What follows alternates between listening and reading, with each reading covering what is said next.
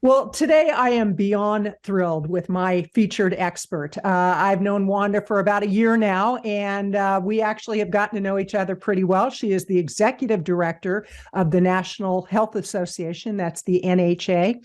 And what I love about the NHA is what they stand for and how long they've been around. But what I love even more are the people that I've gotten to know through the NHA. And with that, I'm going to introduce Wanda and say, Wanda, it is great to have you here. Are you ready to live the life you deserve? Do you want to feel vibrantly healthy and reach your optimal weight without dieting while being kind to animals and the planet? Then you're in the right place at the right time. Get ready to hear from doctors, nutritionists, experts, and everyday men and women committed to creating a powerful life in mind, body, and soul through ethical food choices. Welcome to Plant-Based Eating for Health with your host, certified plant-based nutritionist, Kathleen Gage. Thank you, Kathleen. So nice to be on a show with you. We've had so many conversations over the last year. It's fun to be doing this. We absolutely have, and I'm really excited to dig into the NHA and find out more about what you do. I do know a lot, but for my community, a lot of them are very plant curious. They're plant-based eaters, plant-based lifestylists. They're kind of wanting to cross that line.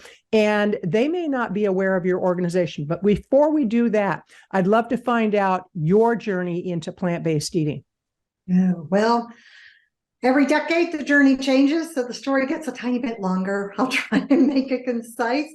I didn't know anything about plant-based eating until I met my husband. That would have been about 35 years ago. My husband was already involved with the National Health Association, and this organization has been putting on conferences for 70 plus years.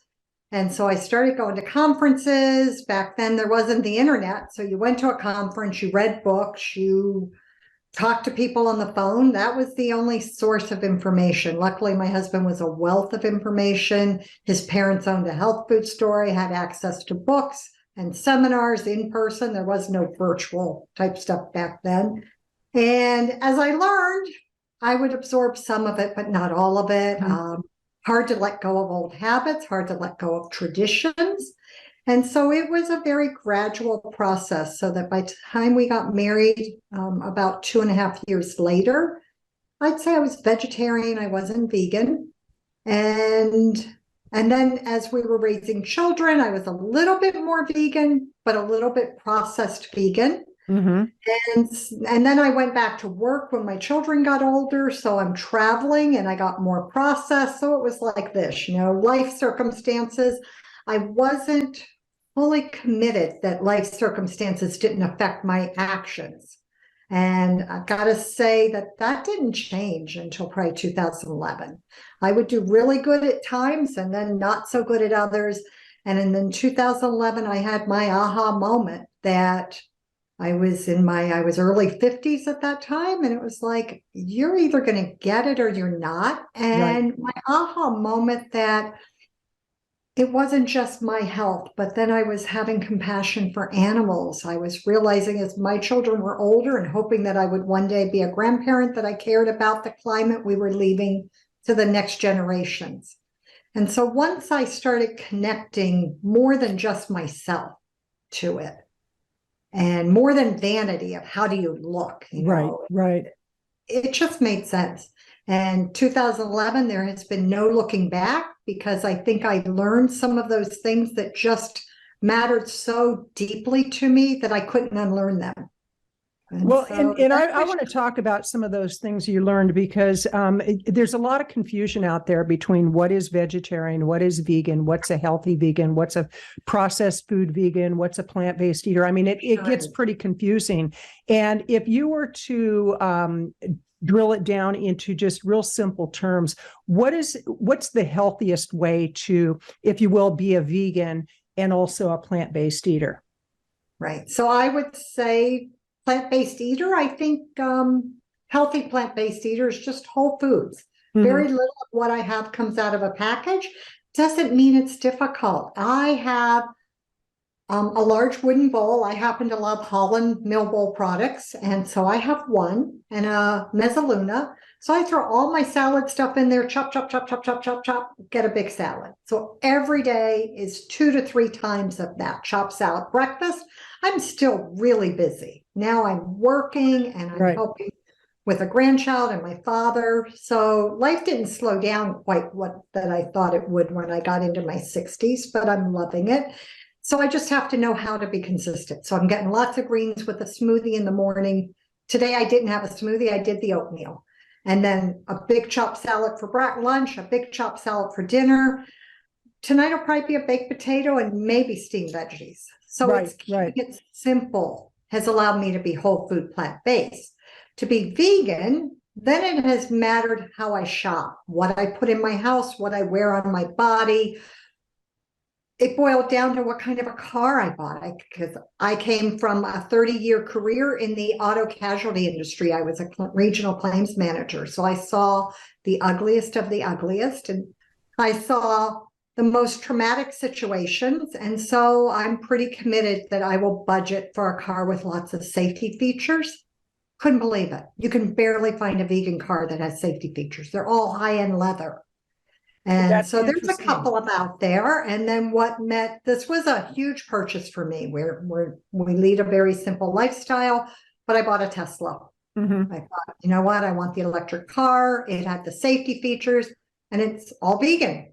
But for that vegan commitment, I wouldn't have done that. The whole food plant-based had nothing to do with that.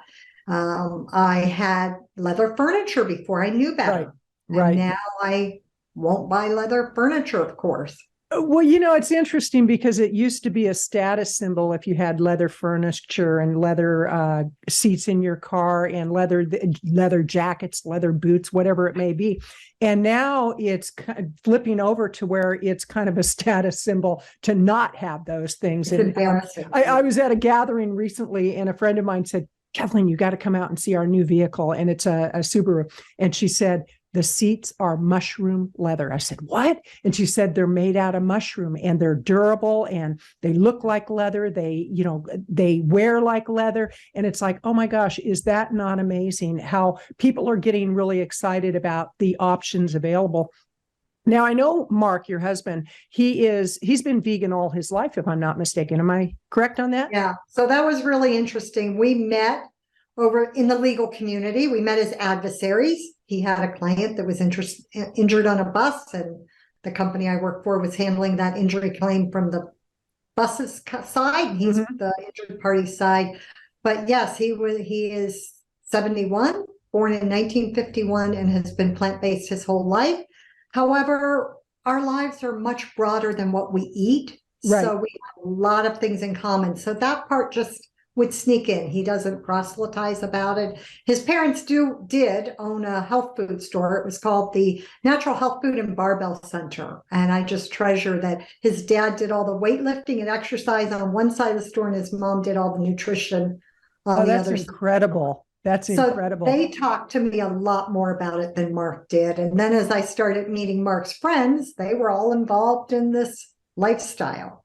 And so the information just kept flowing in, which was, I was really lucky. This is the late 80s, early 90s, still pre-internet. So and back then you were considered very odd if you didn't eat meat. And even today, a lot of people consider those who don't consume meat part of a cult or part of they're crazy. And the reality I've come to is that compassion is not a bad thing. And it really is about compassion for the animals. I want to remind people that you're listening to the Plant-Based Eating for Health podcast show. I'm your host, Kathleen Gage, and I'm talking with Wanda Huberman, who is the executive director of the National Health Association. And Wanda, before we go any further, how do people find you? What's the easiest way for them to find you online? Thank you. So although we're called the National Health Association, our URL is healthscience.org. Our magazine that we publish quarterly is Health Science. We do a Health Science podcast. We do a Health Science biweekly newsletter. We used to be called the American Natural Hygiene Society when it was founded in 1948. And the founders used the word hygiene as the science of health.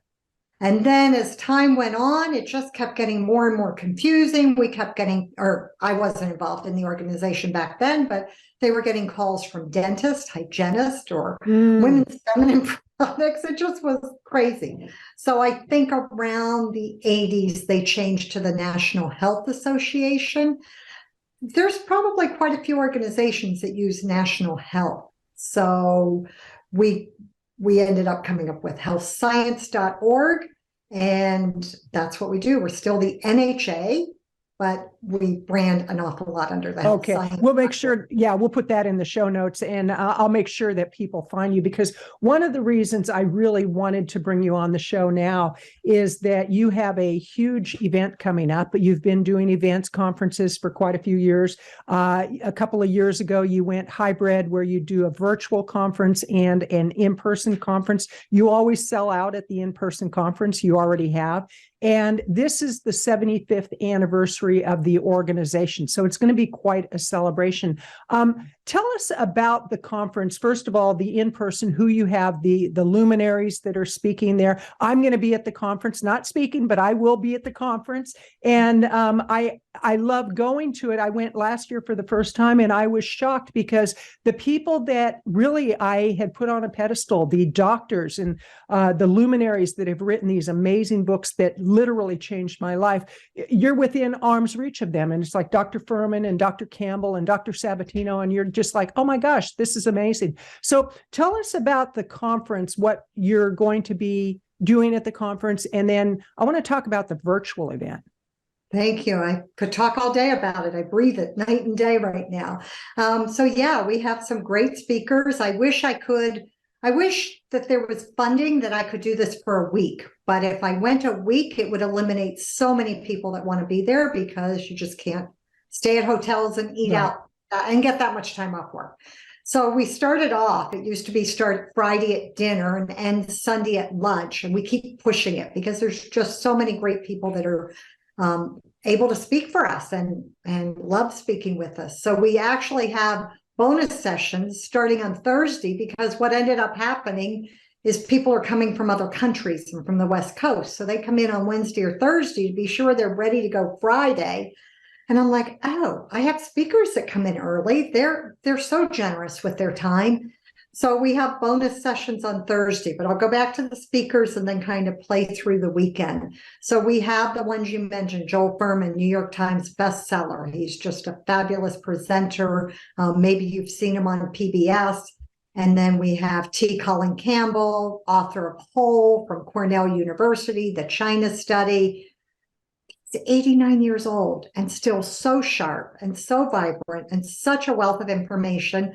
I was emailing and texting back and forth with him today, because I'm at the point now that they've all got their slideshows ready and come up with new content for us and giving me topics. So I'll be posting all of that online very soon. Dr. Kim Williams, well-known cardiologist in Kentucky now. And I think he was the president of ACLM Cardiology.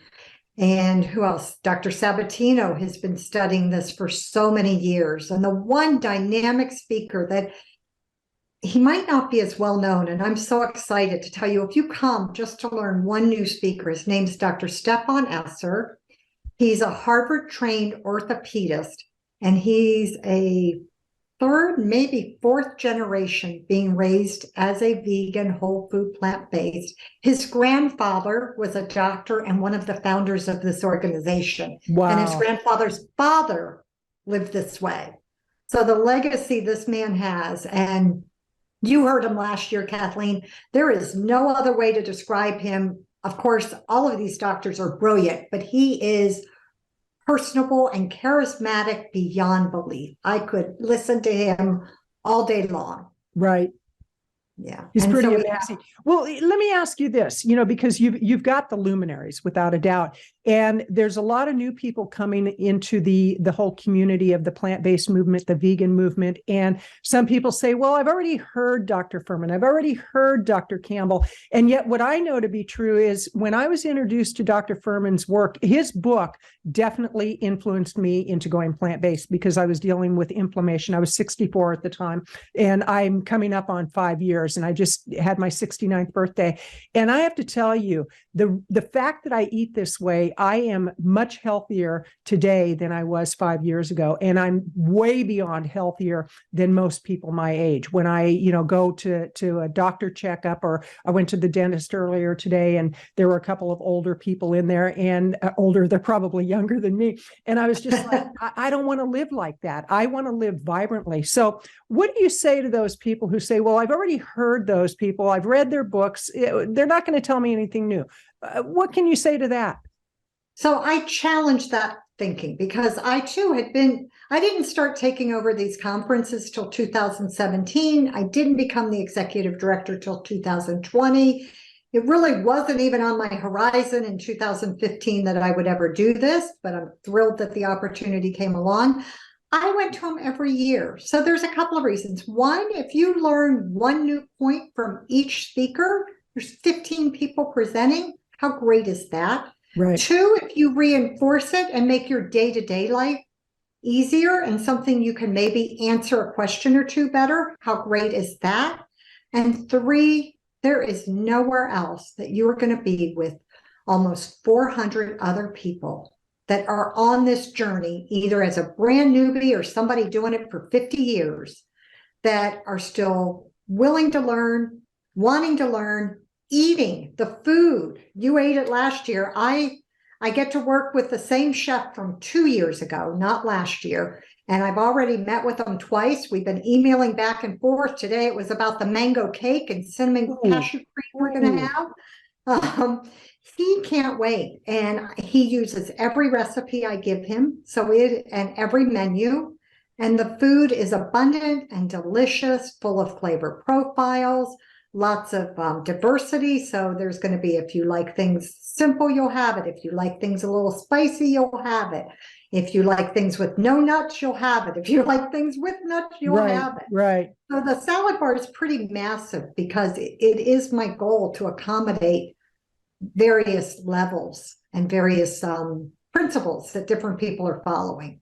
Well, and I know last year I couldn't believe the food. It was amazing. And this year you better guard the mango cake, and you better guard the brownies, because those are two of my favorite things. But I actually last year I dropped a couple of pounds, and I ate constantly. It was unbelievable. But I know that the in-person is sold out. Now, what about the virtual? Because I think that people have gotten burned out on virtual events. I mean, I'll be real upfront about that. I've been doing digital events and virtual events for much longer than most people even knew that they existed. And when the pandemic hit, so many people went online, and so many people were like, oh, I've discovered this new thing, Zoom. And now we've become tired of Zoom. So what makes the virtual side of the conference different than your typical Zoom meeting? Because that's, what a lot of people might be thinking. It's like, oh, it's just another Zoom meeting. And I know from personal experience, because I'm involved in some of this, I know that it's not a typical Zoom meeting. So tell us about the virtual. Well, so I had a lot of feedback from this will be the third year. So especially last year, I got a lot of feedback about what people loved. I had very little feedback about what they didn't love, because it worked great last year. I think it's going to work better this year. And in true transparency, it's going to work better this year, because I've hired Kathleen and her team to help make it work better. I am 100% busy at the conference with the in-person. So although I'll pop on virtually some, I have other people. It takes a village to put something of this size together, and I'm so thrilled that Kathleen is in my village. And we spent no small amount of money to get a very interactive platform. There aren't as many as you would think out there. So we have an interactive platform that is going to allow you get that standard chat that you're used to seeing on a Zoom meeting with other people, but you'll actually get to hop in a room. You'll get to build your own profile. So if you decide you want to network one-on-one, if you're struggling with autoimmune disease or raising a grandchild or geriatric issues, any issue you have, if it's in your profile, chances are somebody else has that. and you're going to have a chance to network. And so this virtual is going to give you're going to have a chance to ask questions. We have 2 Q&A sessions, and this worked so well last year. We open up the Q&A to our audience. And, of course, not everybody gets their questions answered, but either myself or somebody else is running around with a mic, and we're asking different people or we're giving people the chance to ask their question. But Kathleen will likely be in the back of the room monitoring the questions coming in on our virtual. So myself or somebody else on staff is going to be able to take the microphone back to Kathleen. We're going to say, Kathleen, what kind of questions are coming in from our virtual audience? And Kathleen's going to be able to say, Joan is out there in Texas and she wants to know about this. You're going to feel involved.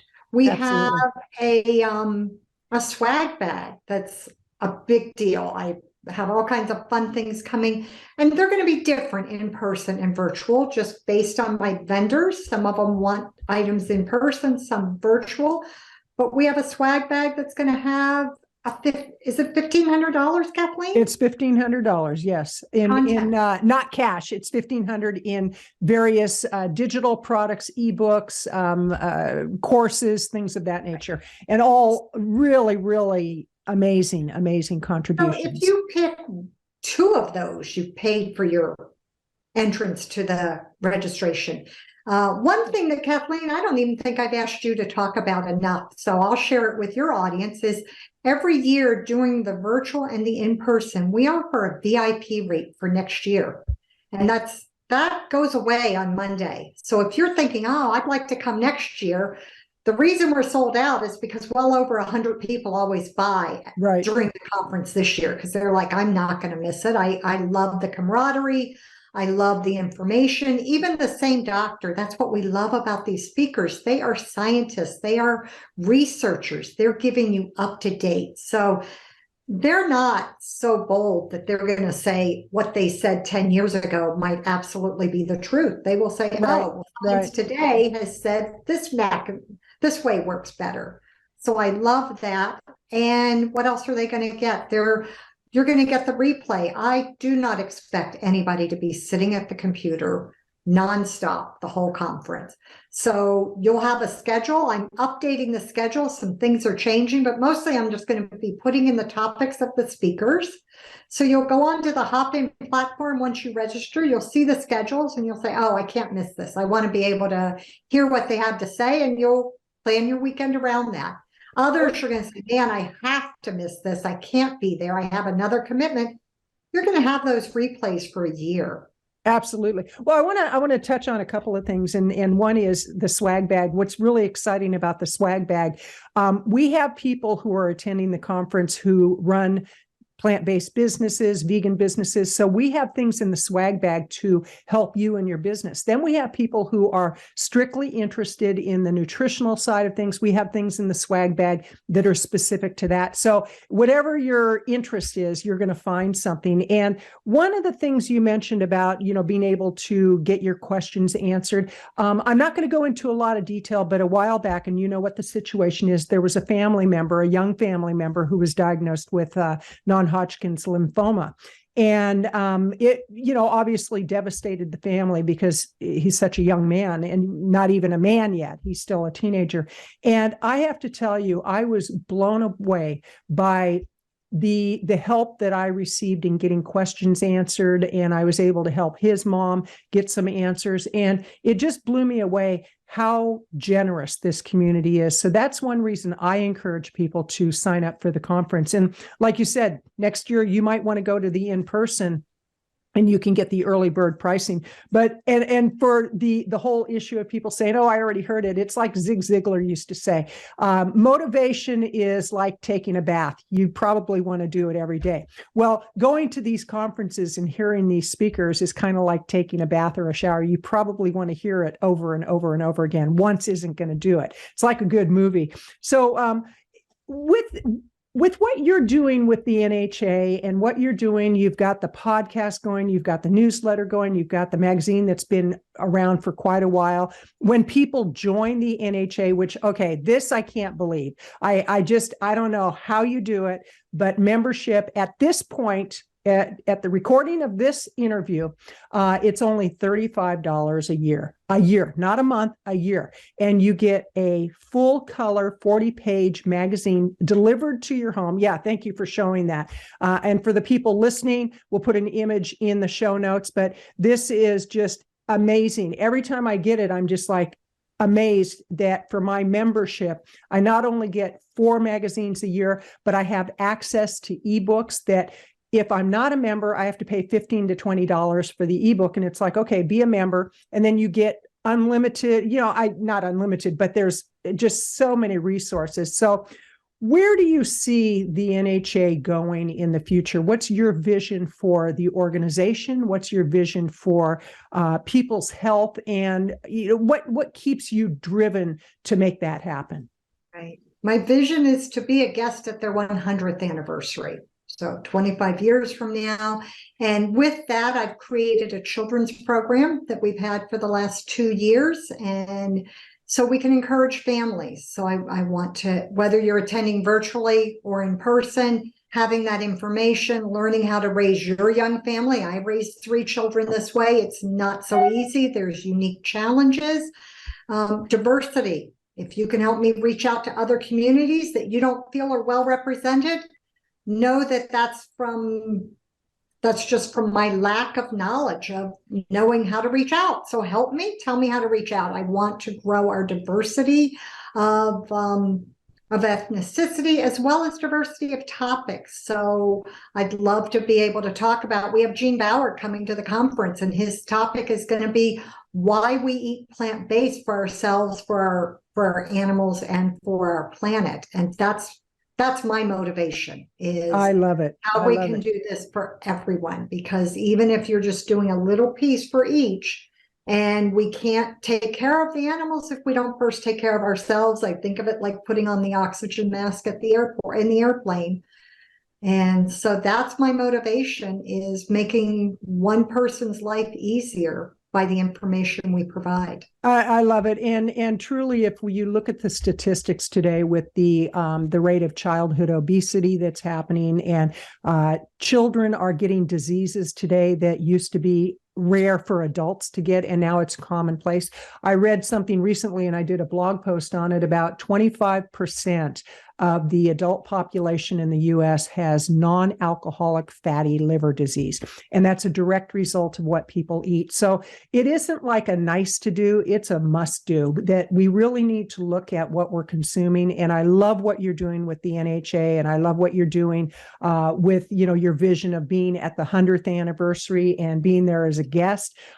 You've got so much going on. So I, again, encourage people to visit healthscience.org. That's healthscience.org. You'll find the podcast show there. You'll find membership registration. You can sign up as a member. Again, it's only $35 a year. And Wanda, I do encourage people that are listening and watching to reach out to you and have you on their podcast show, because that's one of the best ways to spread the message about the plant-based movement, about the vegan movement, about the climate, about the animals. It used to be those were silos. It's like we had the silos of the community, and nowadays it's about collaboration, because with everything happening in the world, and that's why I'm so passionate about being a part of this whole movement, having my podcast shows and doing what I do in whatever little way that I can do it. But the more that we can reach people with this message, the more we are going to literally save lives and give people a quality of life they may not have otherwise. So in closing, Wanda, what are your final thoughts for people? I'd like to make a final offer. So this was our most recent magazine. It's great. It's got farming articles. It's got raising healthy children, interview with Dr. Campbell. You're going to read things you didn't know before about Dr. Campbell, even if you think you knew all there was to know. Anybody who says they heard about health science through Kathleen Gage's podcast on this show, as long as supplies last, supplies will last, because I'm going to send you a digital copy. So let me know. I'll send you a free digital copy, assuming you love it as much as we do and you join. And if supplies last, then you'll get one extra. I'll send you that in the mail, and then you'll have your 4. There's one other thing, if we can take a minute, 2 Absolutely. things I'd like to top on. One, the other really fun thing at the virtual conference is you're going to get content that nobody in-person gets, because we have 2 hours for dinner and an hour and a half for lunch and an hour for breakfast. During that time, somebody is going to be walking around with a camera, and they are going to be pulling a doctor aside to get up close just with you guys, maybe extra questions, maybe an extra session. Maybe one of our exhibitors is going to come on and talk about what they do. We didn't even talk about there's an exhibitor booth that you can check out. Maybe we did. Exhibitor booths for products. So virtual attendees will get all of that. There's one other fairly new avenue of the National Health Association that has blown up. People want to travel, and they want to do it in a way that they can eat whole food, plant-based. So we have started a travel section. And if you go to healthscience.org and it says events, you drop down, it'll say plant-based travel. You'll see that I have at least 4 or 5 excursions coming up. Most of the early ones are sold out through 2023. Even there might be a couple of openings in 2024. The most exciting thing is 2025. We travel with WinStar a lot. Their chefs do an amazing job. They're committed to the health reasons of whole food, plant-based or plant-exclusive travel. They have opened the entire ship. They have designated a trip in February 2025 to Tahiti as a plant-based culinary extravaganza. 300 people can travel on this ship. There will be no animal products served on this ship. I love it.